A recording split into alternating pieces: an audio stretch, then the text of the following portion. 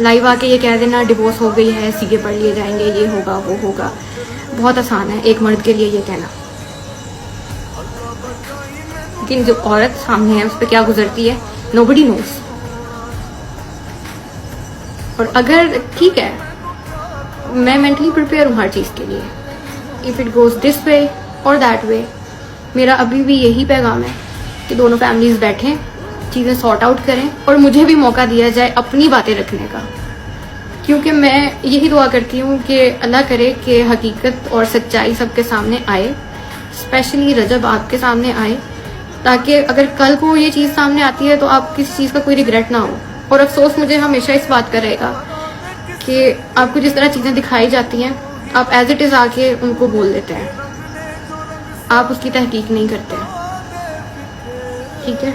Secondly ये बताया जाता है कि मैं जो हूँ मैं अपने ससुराल में नहीं रही, सिर्फ 19 दिन में रही।